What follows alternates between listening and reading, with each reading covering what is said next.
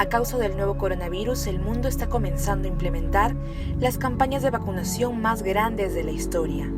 Estos avances no se hubieran logrado sin una mirada a las campañas de vacunación masivas del pasado, que ofrecieron información valiosa de sus aciertos y también errores en su proceso. Por eso hoy te presentamos los éxitos y fracasos de 5 campañas de vacunación de los últimos 2 siglos. 1803. Viruela. En el siglo XVIII, la viruela se había convertido en la pandemia más mortífera que azotaba a la humanidad. La enfermedad no distinguía entre sexos, edades o clase social, y eso la hacía temida. Los supervivientes quedaban marcados por el resto de su vida con cicatrices muy visibles, sobre todo en los brazos y cara. Pero eso sí, no volvían a enfermar en las sucesivas oleadas. De eso se dio cuenta Edward Jenner, un científico que notó que algo parecido ocurría con las ordeñadoras de vacas. Haremos una pausa para explicarlo. Cuando estaba haciendo sus prácticas médicas lejos de su hogar, Edward Jenner atendió a una chica que lo consultó sobre unos granos que tenía en la piel. Ella trabajaba como ordeñadora y le dijo casualmente: «Sé que no es viruela, pues ya me dio viruela bovina». Esas pocas palabras remecieron a Edward. En ese momento empezó un minucioso estudio y descubrió que si tomaba un extracto de una llaga de viruela bovina y se le inyectaba a un ser humano, esa persona quedaba protegida contra la viruela. Tras ese descubrimiento, los médicos fueron de pueblo en pueblo en Inglaterra, diseminando deliberadamente la viruela vacuna, rascando el material infectado en los brazos de las personas. La implementación funcionó a nivel local, pero ¿cómo podría distribuirse a personas en lugares lejanos? El primer problema que se presentó fue el de la conservación de la muestra, que tan solo duraba unos pocos días. Los médicos no perdieron el tiempo y tomaron una decisión audaz. El suero sería transportado dentro de receptáculos vivos, en personas que en este caso serían 22 niños de la casa de huérfanos. Cuando el equipo llegó a las Américas, solo un niño aún estaba infectado, pero eso fue suficiente. La distribución de vacunas en los territorios españoles no fue sistemática, pero finalmente los miembros de la expedición española trabajaron con las autoridades políticas, religiosas y médicas locales para establecer clínicas de vacunación. Más de 100.000 personas en México recibieron vacunas gratuitas en 1805, según un artículo de la revista La primera campaña de inmunización del mundo, en el Boletín de Historia de la Medicina. 1947. Viruela de nuevo. En el siglo XX, un solo caso de viruela provocó un problema importante. El paciente cero era un hombre de negocios llamado Eugene Lebar, de 47 años. Hizo escala de Nueva York, procedente de la Ciudad de México. Ingresó al hospital con 40,5 de fiebre y fuertes dolores de cabeza y en el cuello. 10 días después de manifestarse los primeros síntomas, Lebar falleció. Al igual que él, llegaron más personas con síntomas relacionados a la sarampión. No había dudas, la viruela había vuelto. En 1947, la mayoría de los ciudadanos de Estados Unidos estaban vacunados de la viruela, pero se desconocía por cuánto tiempo quedaban inmunizados.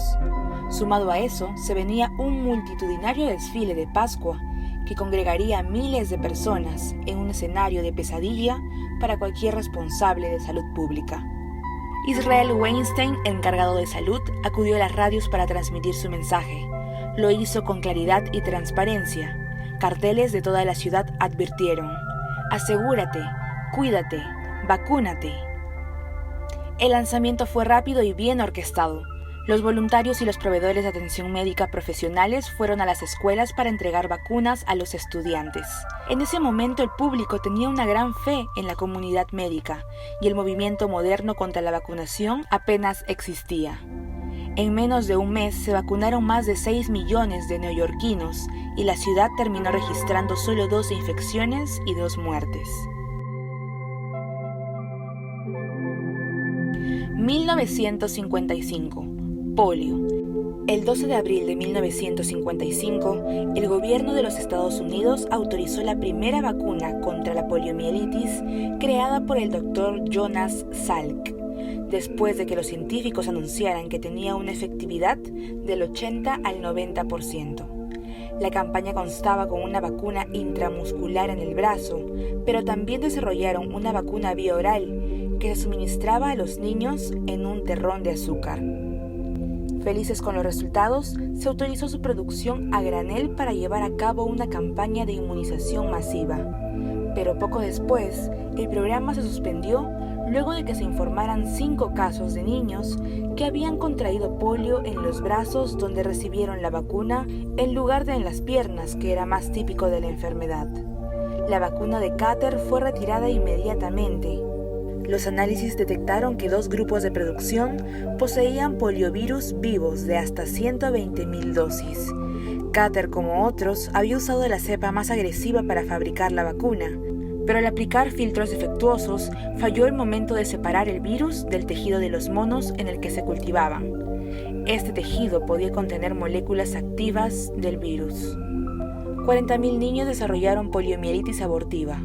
Otros 164 quedaron paralíticos y otros 5 perdieron la vida.